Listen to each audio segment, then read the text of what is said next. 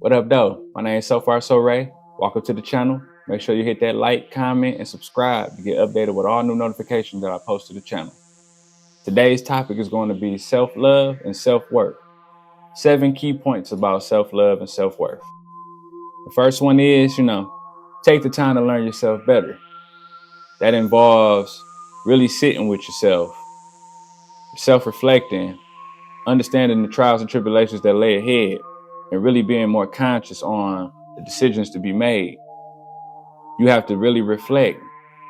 It's a lot of noise out here in the world. You can be distracted by your relationships, by your bills, by entertainment, by false doctrines, the company that you keep.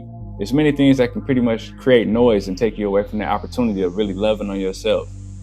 I find that a lot of people don't really have time to love themselves because they're always so busy and occupied pouring themselves into somebody else, pouring their essence into somebody else, stretching their time out, stretching their energy out to somebody else, to the point that you are conforming, you are looking for approval, you are finding ways to always pander or make sure somebody else is happy and in a good place.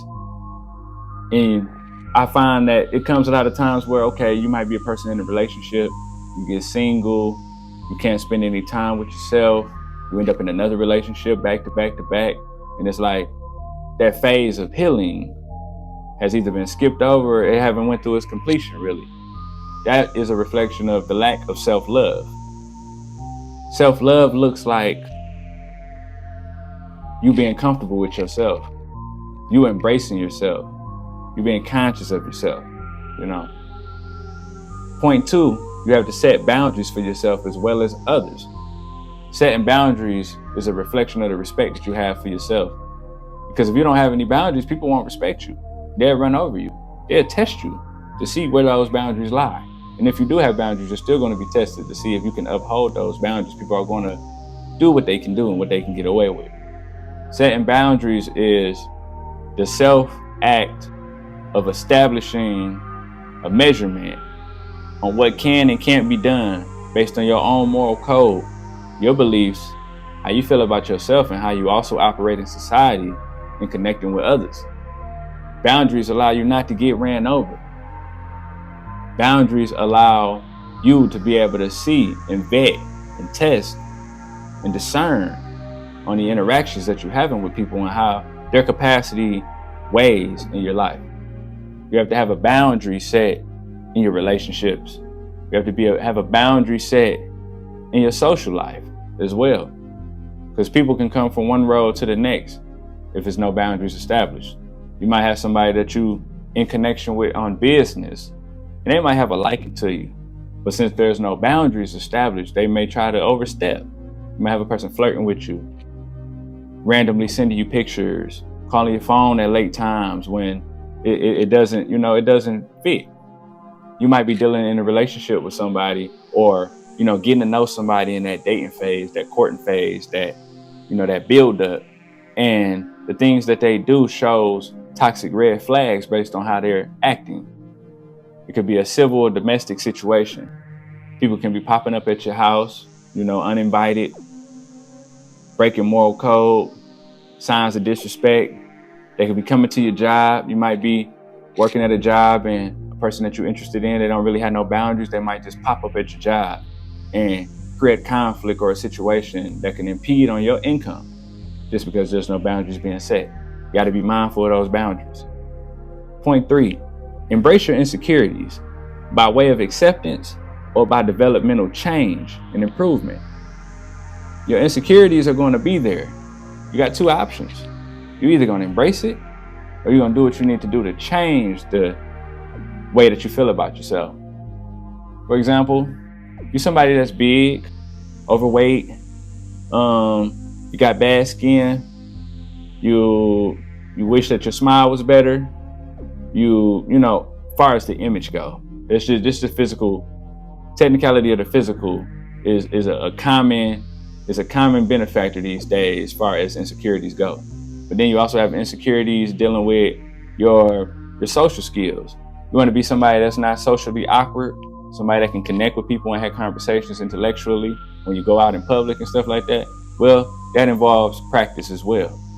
Having more social engaging moments. Taking a speech class, you know, sitting there with yourself talking to the camera, talking to God, talking to your secret place. These are things to work on your insecurities. You want to work on your image. You got to spend more time with yourself and, be conscious of the food you eat, exercising, how you treat your skin, how you treat your hair, the clothes that you wear, finding out your style and your flavor and expressing yourself creatively that you can move in confidence rather than being so insecure. Key point 4, be self-aware and conscious about what fulfills you, what truly brings you happiness.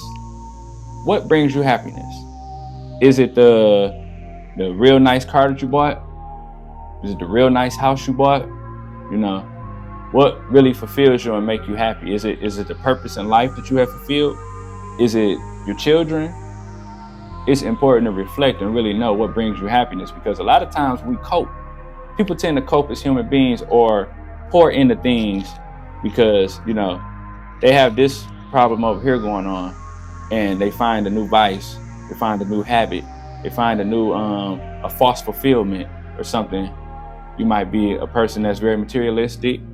You might be a person that's addicted, that's into drugs. You might be a very promiscuous person, and through it all, through the journey, you're looking for that happiness. But the thing is, have you sat down with yourself to really reflect and ask, like, what makes me happy? You have to apply an audit on your life. You have to audit everything. Your relationship, does this make me happy? Your career, does this make me happy? You have to do a self-audit, because if it don't, then you got to make a change and decide to pursue something else that do. We often want to make other people happy while not also tending to our own happiness too. You can't operate out of a depressive state and expect to bring some better results. Just be wary of that. Point 5, take a season of stillness, reflection and redirection away from people, places, and things. Sometimes you got to go in isolation, not in the means to where you really just detach from the world, because you always want to be connected to the world, just like in scripture, the Bible says, we are not of this world, but we are in it. So you want to be able to operate and move within this world, but also be mindful to take time to come over here and sit with yourself in stillness, so that way the quietness can come in. Your thoughts can be betterly reflected on. You can hear the word and the voice of God much more clearly, because you're not so overstimulated on the music, the food, the friends and the events and the entertainment, the need to fulfill someone else's happiness, and just all the time you're pouring out, you're exerting your energy, you're stretching yourself more thin. You have to have time to ground. You have to have time to self-reflect, to come back to you. That shows signs of self-love. Self-love requires your isolation season. Doesn't mean that it's permanent, but you have to have that season. It could be for a month, 6 months, maybe even a year. You might pull away from events that you've always been at. You may no longer be in certain places that you used to be in, hanging with certain people, doing certain things. You might have kicked a habit. It could have been a drug addiction, anything. But it's key that you do reflect on that. The next key point number 6, don't let others create an identity for you. Be sure to have your own identity. Be sure to have your own identity. One thing I see in the youth, being a youth, once when I was the youth as well, I had to look back and reflect on it. Like, it's easy to be influenced by other people. It's easy to want to be like other people. It's easy to want to be cool and keep up with the Joneses. And that shows a lack of self-love. Because self-love and self-worth comes with self-confidence, and you wouldn't mind standing and being by yourself or on your own accord. More of having a leader spirit rather than being a follower. You're a trendsetter rather than following trends. Just like you have social media with like TikTok and YouTube and all of that, you got everybody that one person to create an algorithm, a particular art, craft, or whatever it may be that they put out, And then you will have a following of people that go and imitate it and emulate it as well. And they start doing it because they know it's popular. You got to stand on knowing who you are, whether it's popular or not. Usually the unpopular started off because somebody was doing it by themselves before it even became popular. You know, you got to be that leader, that chief that's going to take up that motion before you have everybody else in the world trying to get you there, you know. Key point number 7, the capacity to love on others is a call out to the love you have for yourself. So we live in this world, man. Of course, it's all about love. You wanna love other people just as you love yourself. You know, like the Bible say, love thy neighbor just as you love God as well. Be sure that same love you give out to the people, you extend it to yourself as well, just as you extend grace. I find that it's a lot of times that people, because you just want to make sure it's an awareness to the fact that your love is not a detriment on yourself, meaning you are pandering and being a simp, being a yes man, not wanting to, you know, tell anybody no, not wanting to put your foot down. This takes us back to boundaries again. You want to be somebody that you love on people. You still gotta put up a wall. Like, you still gotta have a measurement on how you do things, because people will take advantage of your love. You want to love those and love thy neighbor and love others intentionally from a moral space, outright. But then you also want to come back and love yourself. Because then what love do you have to give if you have not loved yourself? If you have not loved God? We were made in the image of God. So the love that was poured in us, we send it back to God. But God shows you how to love others, and how you love others is a reflection of how you love yourself. So it goes full circle. I'm going to state a few scriptures from the Bible. Romans 12:2. Be not conformed to this world, but be transformed by the renewal of your mind. Conforming to the world is a sign of you loving the world more than you loving yourself, more than you loving God. You have to sacrifice and separate from that, which brings you to that same space when I was talking about stillness and isolation and self-reflection.